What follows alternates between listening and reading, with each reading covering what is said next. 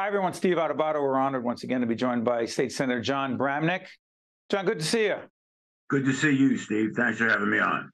You got it. Senator, let's kick this off in a certain way because we're taping on the 21st of March.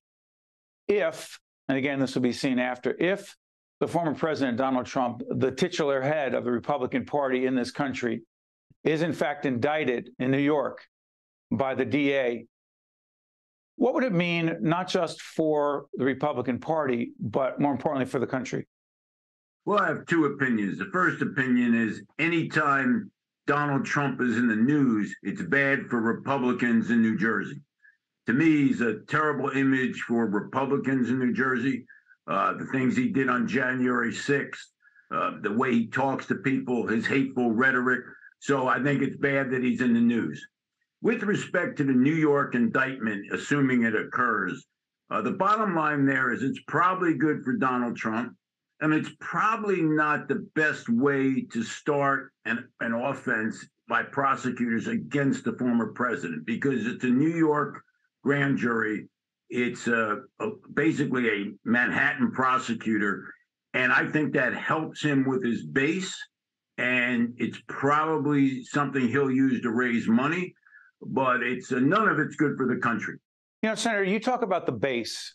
With all due respect, the base say it's 35% of the Republican Party that is loyal to Donald Trump. As he said back in, I think, 2016, if he were to go out and shoot someone on Fifth Avenue, they'd still be with him. I don't know if that's true. That's not really the point. But the question is, you don't feel part of that base, do you? You've never felt part of that base. And it seems to those of us who observe politics in this state and nation, you're less a part of that base than ever as a moderate, reasonable Republican. Well, when I speak to people about this, other than what I think are the extremists, they'll whisper to me, hey, thanks for saying those things. But they're afraid to do it too loudly because of these, in my judgment, extremist voices in the Republican Party. I still think that most of the Republicans are not extremists. And most of them don't really respect the way Donald Trump handles himself. But they're afraid to say so. When I did that, the Trumpers ran against me in a election just so I would lose. They knew they couldn't win, but they wanted to pull Republican votes from me. So I understand why Republicans are afraid. I'm not afraid. To me, he's an embarrassment to the Republican Party. He's dangerous in terms of what I saw on January 6th. And he's a problem for New Jersey Republicans. I'm not afraid to speak out. I've been in this business for a while. I respect people like Ronald Reagan, George Bush, people who showed civility, respect, but were conservative and, to me, policy-oriented, not about themselves. As we enter into the spring of 2023 and bring it back home to New Jersey, the biggest beef or the biggest concern you have about the Murphy administration, Governor Murphy's administration, on public policy is? Well, he's an extremist also. I like Bill Murphy. But when you see what he does in terms of his policies, in my judgment, it's way too far to the left. And what happens is the only reason I think somebody like Murphy gets reelected, though, as I said, I like him personally, is because they don't trust the Republicans. The Republican brand has, in my judgment, been injured and hurt by people like Trump. So what happens is, in this last election, we lost because they don't trust Republicans, not that they love Democrats. So we've seen them sign legislation that allowed a police officer, that actually put a police officer in a criminal situation if he told parents of a 10-year-old that the 10-year-old was drinking beer or smoking marijuana. That's extreme. So we've seen it over and over again from the Murphy administration, but we can't win because the moderate, independent voters don't trust the Republican brand. And I'm going to fight like hell. I'm going to fight to make sure that brand is a brand of civility, respect, and moderation. Senator, I appreciate you bringing up that particular example.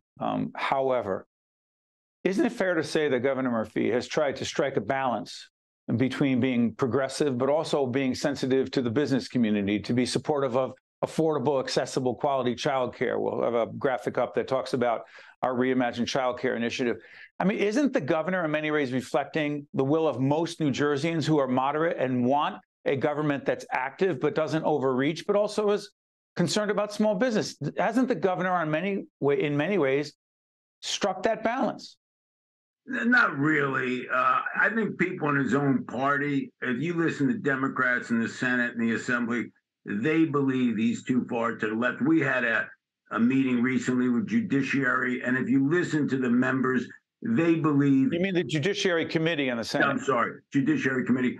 And they're not happy with a lot of the policies that actually favor the extreme wing of the Democratic Party. You know that as well, Steve.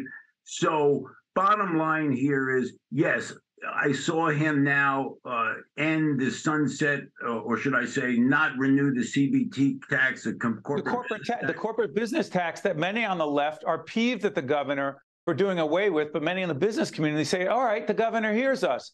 That's what I mean by some arguing that there's a balance, you say. Well, I think he's starting to move a little bit.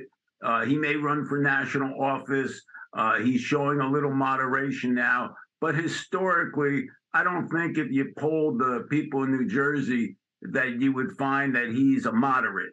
You know, as I said, he wins, and he wins because of the Republican brand and not because most New Jerseyans think he is the voice of New Jersey. But he's a nice man, and I have to give him credit for this. He doesn't pick fights, and he's able to be balanced when someone criticizes him. So in a certain sense, he's been successful, and a lot of it has to do with he's got a really good personality. I remember he studied acting at Harvard, and you know, he's pretty good at it.